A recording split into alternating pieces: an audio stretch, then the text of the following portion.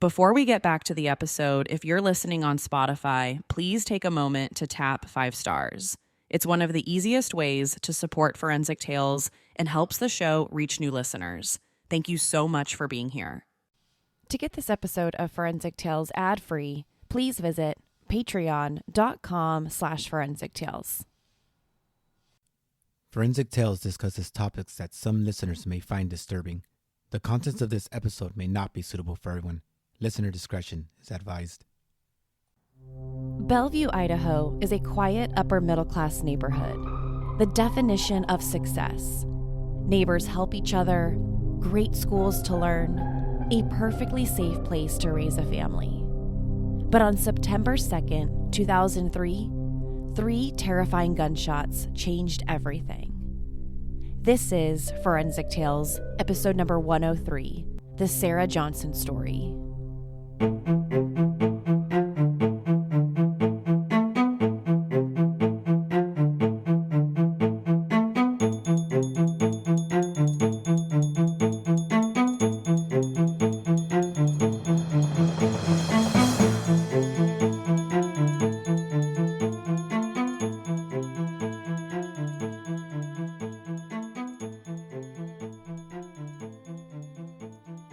Welcome to Forensic Tales. I'm your host, Courtney Fretwell Areola. Forensic Tales is a weekly true crime podcast covering real, spine-tingling stories with a forensic science twist. Some cases have been solved with forensic science, while others have turned cold.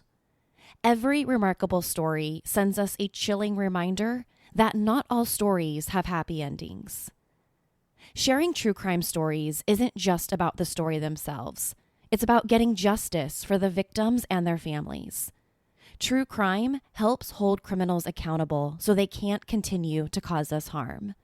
This show serves as a megaphone to expose the heinous acts of sadistic individuals. As a one-woman show, your support helps me find new exciting cases, conduct in-depth, fact-based research, produce and edit this weekly show. For supporting the show, you'll get early ad-free access to weekly episodes, exclusive merchandise not available anywhere else, bonus content, shout-outs in episodes, and priority on case suggestions. To learn more about supporting Forensic Tales, consider visiting our Patreon page at patreon.com/Forensic Tales, or by simply clicking the support link in the show notes. You can also help support the show by leaving a positive rating with a review. Please continue to tell your friends and family who love true crime about us. Now, let's jump right into this week's case. On September 2nd, 2003, Bellevue, Idaho resident Kim Richards was woken up by someone pounding on her front door. She saw a 16-year-old girl standing on her doorstep. The girl was hysterical. The teenager told Kim that someone had shot her mom and dad and that she thinks they're both dead. Kim followed the girl to her parents' house. When they got to the house, she told the girl to wait outside while she went in to see what had happened. Once inside, Kim encounters a bloodbath. Inside the master bedroom, she found a female victim lying in bed with a single gunshot wound to her head. She found a male victim not too far away with 2 gunshot wounds to the chest. Neither a victim appeared to be breathing. Kim Richard frantically gets to the phone and calls 911. She tells Bellevue, Idaho police officers that her teenage neighbor knocked on her door sometime around 6:30 that morning and told her that someone had shot her parents. And when she went to go check on the house, she discovered 2 adult victims. Within minutes, just moments, Bellevue police officers arrive on the scene, 1193 Glen Aspen Drive in Bellevue. When they enter the master bedroom, they find 2 victims. And after a quick assessment of the scene, both were pronounced dead. Someone entered the house, shot and killed both victims in an ambush-style attack. Because the female victim was lying in bed, she probably never saw her attacker coming. The Bellevue police identified the female and male victims as 52-year-old Diane Johnson and 46-year-old Alan Johnson. Alan Johnson worked as an executive and director of a landscape company, Webb Landscapes and Garden Design. His wife, Diane Johnson, worked at the Haley Medical Clinic as a tax collector. The Johnsons left behind 2 children, a teenage daughter, Sarah, and an adult son, Matt. 16-year-old Sarah was a student at Wood River High School in Bellevue, and Matt attended college at the University of Idaho. The murders came as a shock to the entire Bellevue community.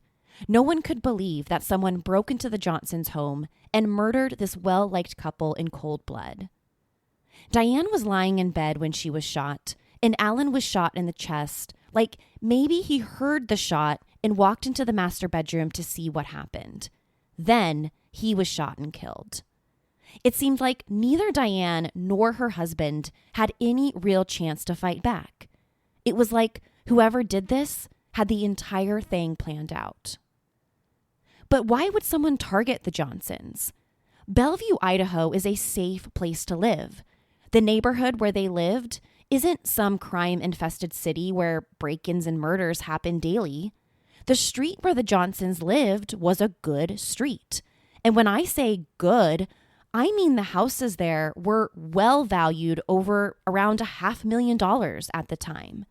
So we're talking about this double murder happening in a lovely upscale community.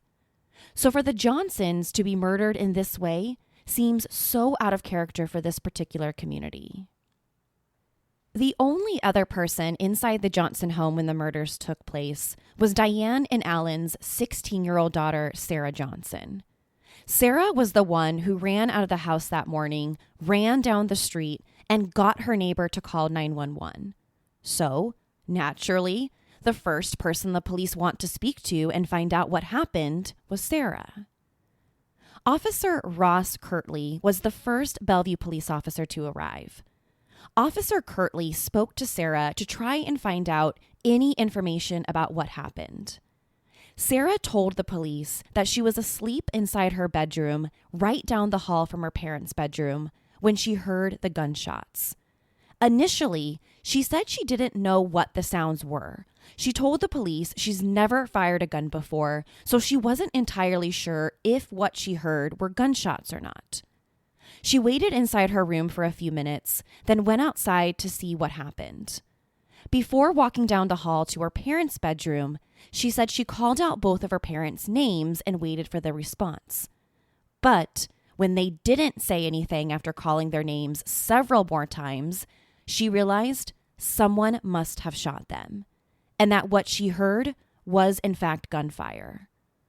She told police that she assumed her parents had been shot to death and that she ran out of the house and knocked on her neighbor's door, Kim Richards' house. Now, when the police asked Sarah if she heard or saw anything else that morning, she said no. She didn't see or hear anyone break into the house because she was asleep in her bedroom. Police then asked her if she knew anyone who would want to do this to her parents.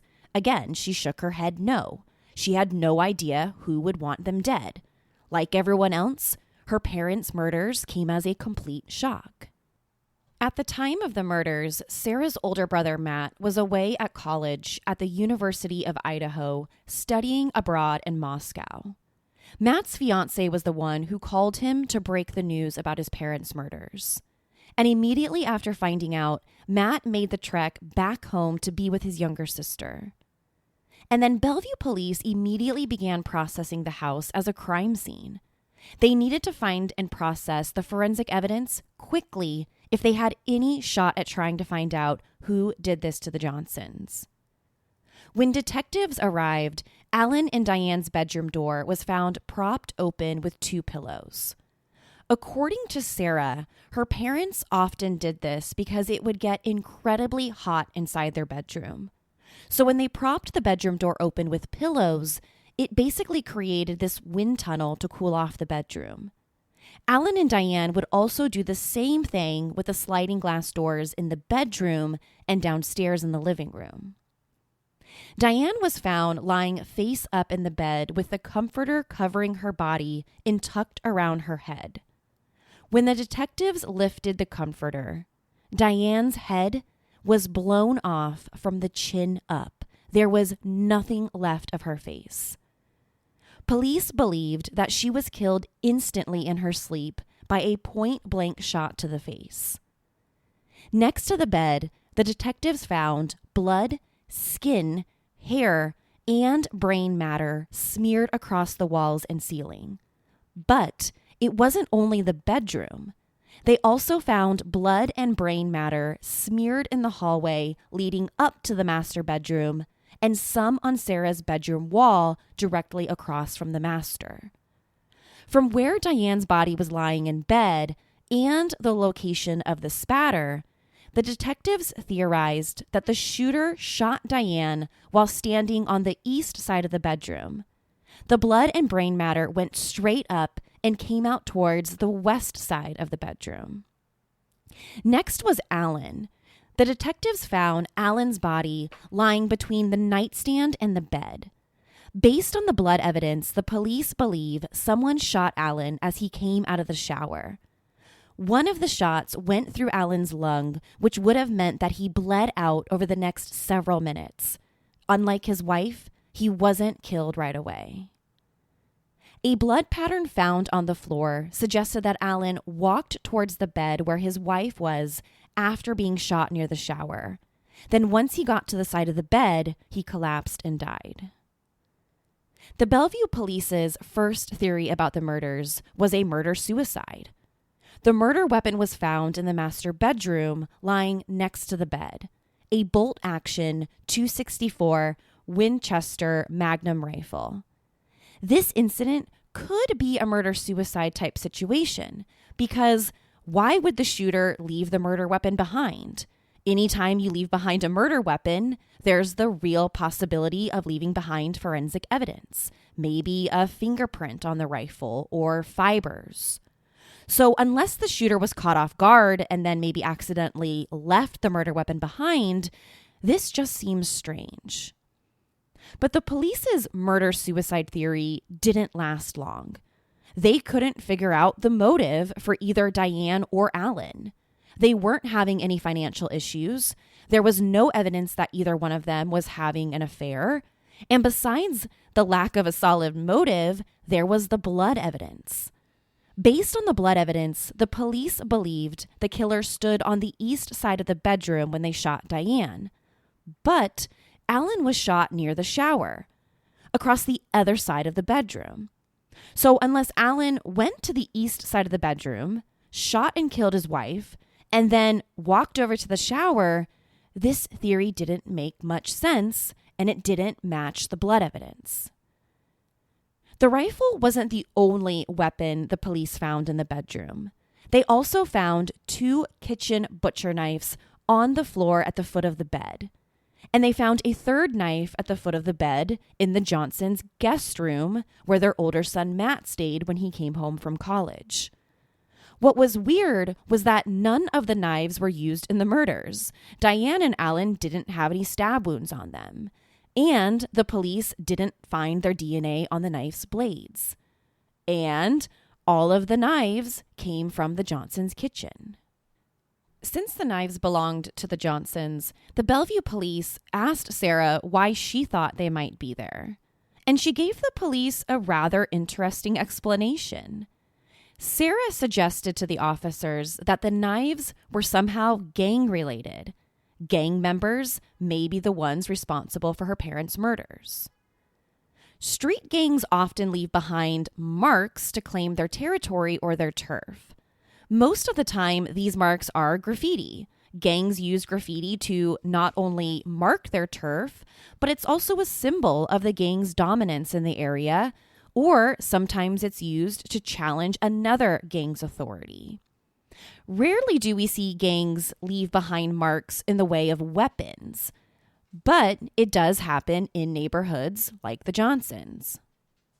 So Sarah suggested to detectives that a gang may have used the knives to, quote, mark not only herself, but her older brother Matthew, because they also found one knife in the guest room where he stays when he comes home from college. The, quote, mark was the gang's way of telling Sarah and Matt that they were next. But the gang theory didn't hold up either. The police didn't find any known gang in the area whose signature mark was to leave behind butcher knives. So when the detectives confronted Sarah, she changed her story. She started saying that it might be the family's housekeeper. She claimed that the cleaning lady who came around started harassing her mom and was stealing stuff from the house. According to Sarah, the cleaning lady called Diane her mother on the night before the murders, and the cleaning lady yelled at her because she lost her job and didn't know how she would support her child. Diane allegedly told Sarah to call the police the following morning to complain and report the harassment. But Sarah couldn't do so because they were murdered the next day. That's not the only story that Sarah told the police. She also offered varying details about what she saw and heard that night. Initially, she gave Kim Richards, the neighbor, two versions of events.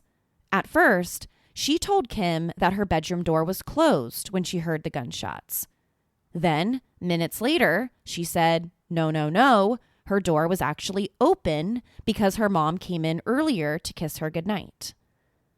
Sometimes she said she woke up that morning after hearing her dad get in the shower. Other times, she said it was the gunshots that woke her up. The more and more the police talked to Sarah, the more her story seemed to change. While the police investigated Sarah's gang claims, officers started questioning neighbors who lived on the Johnson street. Several neighbors were able to corroborate Sarah's story. Many of them said that they heard gunshots earlier that morning. They said they heard 2 gunshots within a few minutes of each other. And then a few minutes after that, they heard a girl screaming for help, which, of course, we know was Sarah trying to get the neighbors' attention. So everything the neighbors heard and saw that night lined up perfectly with Sarah's story. Her story might have been lining up with the neighbors' accounts, but it wasn't lining up with the forensic evidence. How many discounts does USAA Auto Insurance offer? Too many to say here. Multi-vehicle discount, safe driver discount, new vehicle discount, storage discount, legacy. How many discounts will you stack up? Tap the banner or visit usaa.com/auto discounts. Restrictions apply. As the detectives arrived at the house that morning, they noticed it was trash day. All of the houses on the street had their trash cans lined up neatly across the sidewalks. So the police decided to search the garbage can belonging to the Johnsons to see if maybe their killer left behind any clues. And they did. The police searched 2 trash cans belonging to the Johnsons. One of the cans was filled with yard clippings, leaves, grass, but the other one wasn't. Inside that garbage can, the police found a pink-colored robe covered in blood spatter. Someone had wrapped the bloody bathrobe around one left-hand women's leather glove and one latex glove. Now, investigators didn't find any blood on the leather glove. However, when they performed a gunshot residue test on it, the test came back positive. The Johnsons' older son, Matthew, was the one who identified the leather glove. He told police that his mom kept the gloves inside of her car. She would sometimes wear them to drive if she got cold, and according to him, she just liked having them inside the car if, in fact, there was a time that she needed to put on a pair of warm gloves. Then there was the latex glove. Now, it was clear that the latex glove was old. It was discolored. It was quite yellow. Detectives discovered that the Johnsons kept several first aid kits throughout the house, all of which had latex gloves. At first glance, the police didn't find anything on the glove. But when detectives tested it for DNA, they got a hit. They found Sarah's DNA as well as an unknown person's DNA on the inside of it. As detectives collected more and more evidence throughout the house, they considered if maybe Sarah knew a lot more than what she admitted to. It's her pink robe with blood on it inside of a garbage can, and it's her DNA found on the inside of the latex glove. As the police consider Sarah as a possible suspect in her parents' murders, they learn a little bit more about the teenager. Did Sarah Johnson have a motive for the murder? While digging into Sarah's background, detectives learned that she was dating 19-year-old Bruno Santos. Unfortunately, Bruno Santos isn't what you would describe as the ideal boyfriend for a young teenage daughter. Not only was Bruno 3 years older than Sarah, legally an adult, he was also here in the U.S. illegally from Mexico and was a high school dropout. Sarah and Bruno started dating about 3 months before the murders.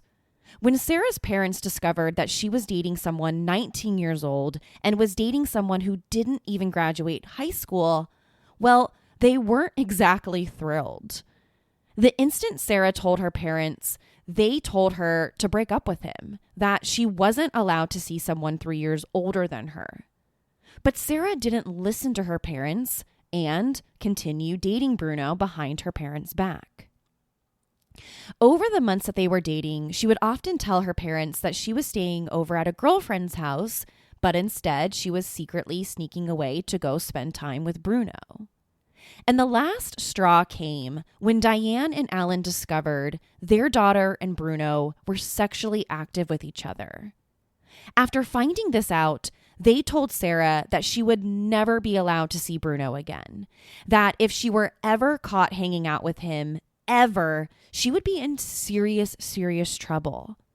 They also threatened her by saying that if she didn't stop seeing him, they would file statutory rape charges against Bruno because Bruno was 19 years old and Sarah was only 16. But the threat didn't seem to stop them. Instead of breaking up, they exchanged promise rings. Sarah told her friends that they were engaged to be married. Bellevue detectives brought Bruno Santos in for questioning. He told the officers that he had nothing to do with his girlfriend's parents' murders. Plus, he had an alibi. At the time of the murders, he said he was at home, sleeping on a mattress in the middle of his parents' living room when he got the call about Sarah's parents. He said his adult female cousin was the one who called and told him. Now, to prove that he wasn't lying, he offered detectives samples of his hair, DNA, and fingerprints. He also surrendered his clothes to the police, and a search warrant was executed on his parents' house. Everything came back negative. The police didn't find any of Bruno Santos's DNA, hair, or fingerprints on anything inside the Johnsons' home, including the gloves, the rifle, the butcher knives, nothing. So the police officially cleared Bruno Santos as a suspect and then turned their attention to their new prime person of interest, Sarah Johnson. Before the police could arrest Sarah, they needed to figure out one last critical piece of evidence, the murder weapon. How could a 16-year-old teenage girl get her hands on a rifle like that? Well, the gun used in the murders belonged to a guy staying in the guest house attached to the Johnsons' house. Mel Spiegel, an electrician, rented the guest room. The police linked the rifle back to Mel Spiegel. Spiegel was the registered owner of the gun, and they found out that he was out of town on the morning of the murders. The police confirmed that the gun was inside the guest house when Mel left town, the guest house that Sarah could easily access. 1 month after Diane and Alan's murders, the police arrested Sarah and charged her with 2 counts of first-degree murder. In March 2005, now 18 years old, Sarah took her case to trial, where she continued to maintain her innocence. Although she was only 16 years old at the time, the state charged her as an adult, and if convicted, she could spend the rest of her life in prison. The prosecution argued that Sarah murdered her parents so that her and her boyfriend, Bruno Santos, could be together and then cash in on the parents' $600,000 life insurance policies. However, Sarah's defense attorney had a different argument. Her defense team believed an intruder was to blame for her parents' murders and that Sarah was innocent. The criminal trial lasted 5 weeks. Dozens of witnesses took the stand. Witnesses for the prosecution testified how cold and unemotional Sarah was after the murders. Her aunt told the jury how her niece seemed to be interested in painting her nails rather than attending their funeral. Others testified that Sarah wasn't acting like herself before the murders. For example, witnesses with Sarah at volleyball practice the night before the murders recalled how she seemed more serious and that she played harder than usual. Instead of laughing and talking with her volleyball teammates, she was just different that night. Bruno Santos, the boyfriend, even took the stand for the prosecution, the guy that Sarah wanted to spend the rest of her life with. Bruno also testified that Sarah seemed, quote, weird on the night before the shootings. He also noticed that her behavior had changed dramatically. Witnesses for the defense testified that Sarah was a kind, sweet teenage girl who was incapable of murdering her parents. But the trial wasn't about which witnesses were more convincing.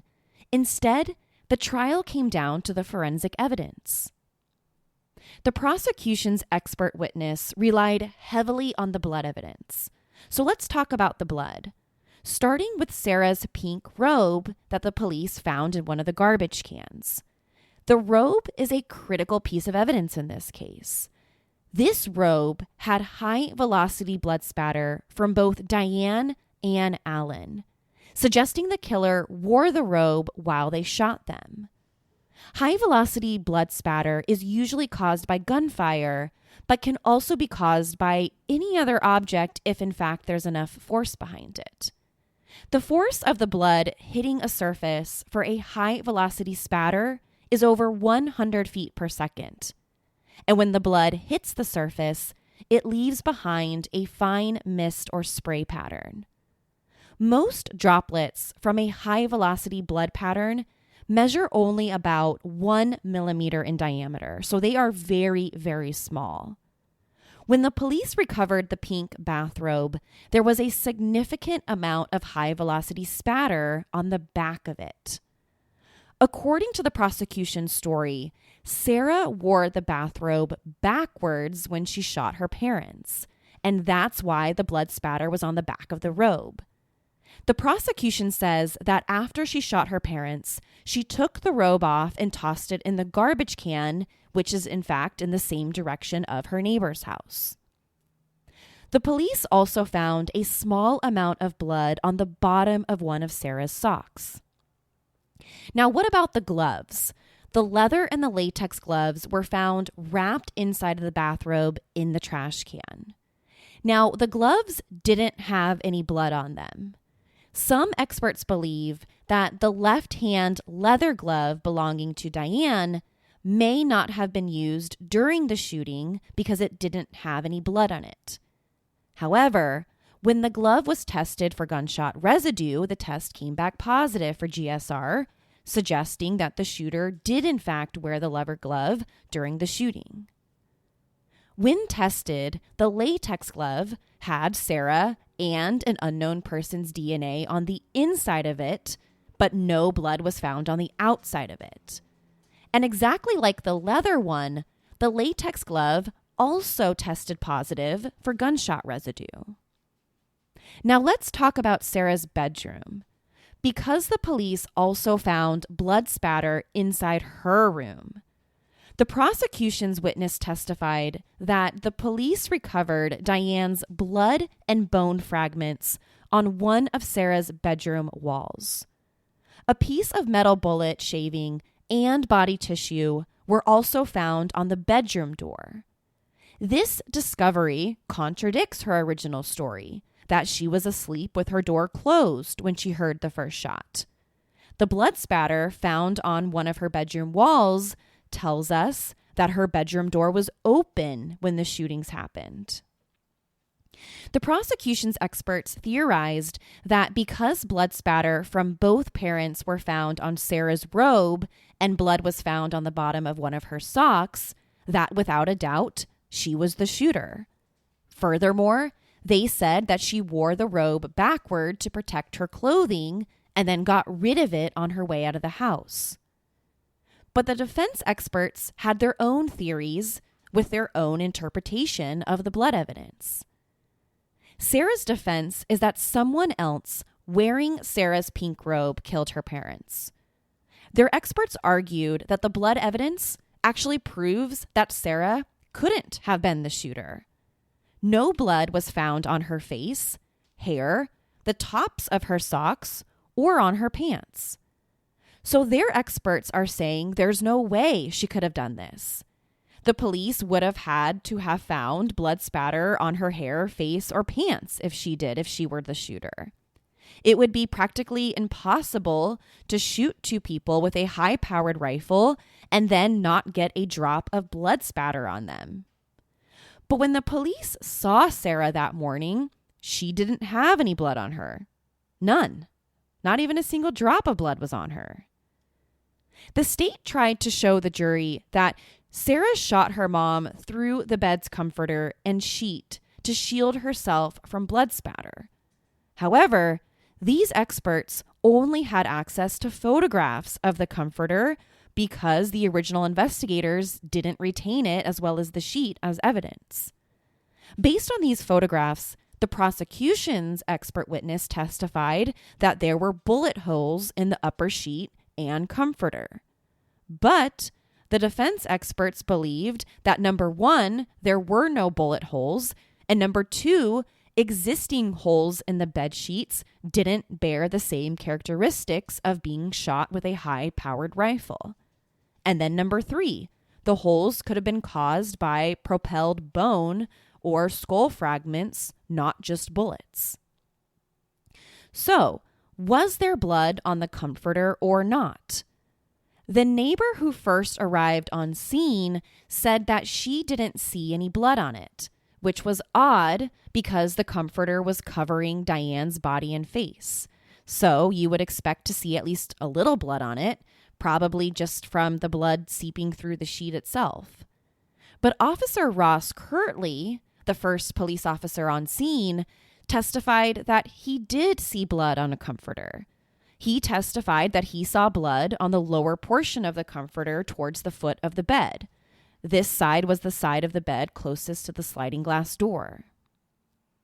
Sarah's defense called Michael Howard, a forensic scientist, to testify. Michael Howard testified that the bottom sheet was indeed exposed at the time of the shooting. There were blood droplets and pieces of tissue on it. He concluded that Sarah could not have been the shooter because the blood spatter would have settled onto her clothing, and, quote, an extremely thorough examination was done by several laboratories of Sarah Johnson's clothing, and absolutely no blood was detected, end quote. So the question becomes, can you shoot two people and not get any blood spatter on you? The defense expert witnesses say no. It's impossible to shoot two people with a high-powered rifle and not get a drop of blood on you. But the prosecution disagrees. Prosecution expert and crime scene reconstructionist Rod Englert testified that blood spatter would not necessarily have gotten everywhere. He specifically pointed to a particular part of the ceiling that was right above where Diane's body was that didn't have any blood spatter on it. He believes that because Diane was covered with the comforter when she was shot, this blocked the blood from hitting this portion of the ceiling. Otherwise, you would expect to find blood all over the ceiling, 360 degrees. So he's basically saying that this clean part of the ceiling right above Diane's body proves that, number one, she was covered with the blanket when she was shot, and that, number two, more importantly to the prosecution's case, that blood would not have necessarily gotten everywhere. In this case, it didn't. And if blood didn't have to be everywhere, This means that blood didn't have to be on Sarah's clothing either, especially if she's shielding herself either with the comforter and she's wearing her bathrobe backwards. Okay, here's another question. Could Sarah have washed the blood off her face and hair? Of course. Samples from her hair, face, ears, earrings, and nostrils were taken to be tested for traces of blood, but all of the samples came back negative. One expert for the prosecution testified that when the police officers arrived on the scene, they found a bath towel with one end draped over the edge of Sarah's tub and that the rest of the towel extended down onto the floor. According to the officers, the towel looked like it had been recently put there, maybe suggesting that she did wash off her face. Now, there was one more piece of clothing that the prosecution said that Sarah wore while shooting her parents, and that was a shower cap. Sarah's older brother testified that his Sarah kept a shower cap in her bathroom, and when the police searched the bathroom, they didn't find the shower cap. According to the prosecution, Sarah used the cap to cover her hair and parts of her face from getting blood on her, and then got rid of the shower cap by maybe flushing it down the toilet. The shower cap can also explain why the prosecution didn't find any blood in her hair. Fingerprint and DNA evidence were other critical aspects of the case. There was a considerable debate during the trial about the length of time fingerprints can last on non-porous surfaces. How long do prints last on smooth gunmetal versus porous surfaces, like cardboard? The police recovered several sets of unidentified fingerprints on the rifle's stock and on 2 boxes of shells. The investigators ran the fingerprints through the automated fingerprint identification system, but no match. Not for Sarah, Bruno, the cleaning lady, the owner of the rifle, nobody. The defense argued that the unknown fingerprints pointed to Sarah's innocence. But there's one big elephant in the room. We don't know how long fingerprints can last on porous and non-porous surfaces. Some experts testified that they could last up to a year on these types of surfaces. Others testified that it's hard to say, almost impossible to say how long they can last. So in other words, these experts are saying that this unknown set of fingerprints left behind on the rifle and on the scope of it could have been there months earlier. We just don't know. Starting a business can seem like a daunting task, unless you have a partner like Shopify. They have the tools you need to start and grow your business. From designing a website to marketing to selling and beyond, Shopify can help with everything you need. There's a reason millions of companies like Mattel, Heinz, and Allbirds continue to trust and use them. With Shopify on your side, turn your big business idea into... Sign up for your $1 per month trial at shopify.com/special offer. TaxAct can think of a million things more fun than filing taxes. TaxAct is going to name some now. Sitting in traffic. Folding a fitted bedsheet. Listening to your coworker talk about his fantasy team. Digging a hole. Digging an even larger hole next to that original hole. Unfortunately, TaxAct's filing software can't make taxes fun. But TaxAct can help you get them done. TaxAct. Let's get them over with. After 3 weeks of testimony, the defense and prosecution turned the case over to the jury. The jury's mission was deciding which forensic experts they believed more, experts for the defense or the prosecution. They had to figure out whether Sarah Johnson could have murdered her parents with a high-powered rifle from close range without getting a drop of blood on her. The jury decided with the prosecution's forensic experts. They convicted Sarah on both counts of first-degree murder as well as a firearm enhancement. The jury believed that she could pull these murders off and do it in such a way that the police wouldn't find blood evidence. The jury believed the prosecution's story that Sarah went to the guest house to get Mel Spiegel's rifle. She returned to the house, put on the shower cap and bathrobe. She then went into her parents' room, shot her mom first. A few seconds later, her dad came out of the shower after hearing the first round of gunshots, and that's when she turned the rifle on him, killing him. Sarah then tried getting rid of the evidence by throwing the shower cap down the toilet and getting rid of the bathrobe and gloves in the trash can on the way to the neighbor's house. Finally, she tried to cover up the murders by staging the kitchen knives to look like a gang hit. As far as a motive, the motive was simple. Sarah Johnson killed her parents to date her high school dropout boyfriend, Bruno Santos. On June 30th, 2005, the court sentenced Sarah to 2 concurrent fixed life sentences for the murders, plus a 15-year weapon enhancement for using the rifle. Immediately following her conviction, Sarah filed a direct appeal. But on June 26, 2008, the Idaho Supreme Court affirmed the judgment, and on December 1st, 2008, the U.S. Supreme Court denied her petition for a writ of certiorari. A few years later, in April 2012, Sarah filed a post-conviction petition and requested new DNA testing on the unknown fingerprints. But both of her requests were denied. The court refused to look into the new DNA testing because they didn't believe it would reveal any new evidence. In their own words, the DNA samples were too small to be tested in 2003, did not have the scientific potential to produce new evidence that would show it's more probable than not that Johnson was innocent. End quote. In 2017, Sarah made one last attempt to get a new sentence.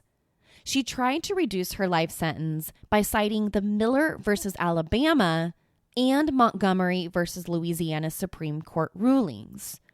Both of these cases held that it was unconstitutional to sentence juveniles to life sentences.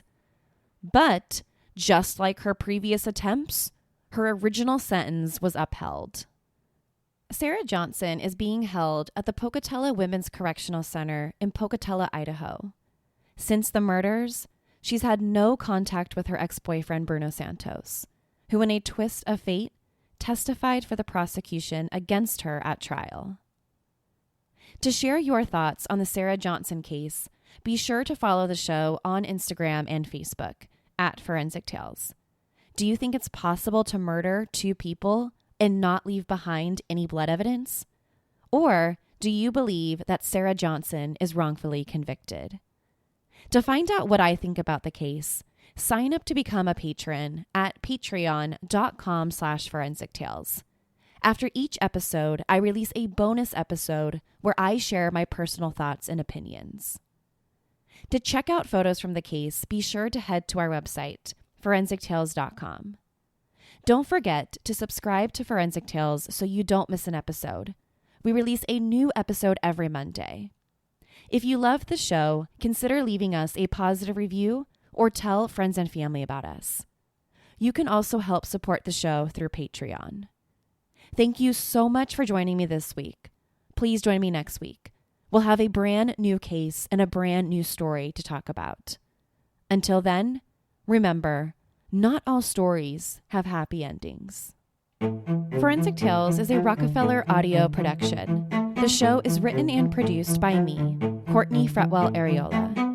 For a small monthly contribution, you can help create new compelling cases for the show, help fund research, and assist with production and editing costs. In addition, for supporting the show, you'll become one of the first to listen to new ad-free episodes and snag exclusive show merchandise not available anywhere else. To learn about how you can help support the show, head over to our Patreon page at patreon.com/forensictales, or simply click the support link in the show notes.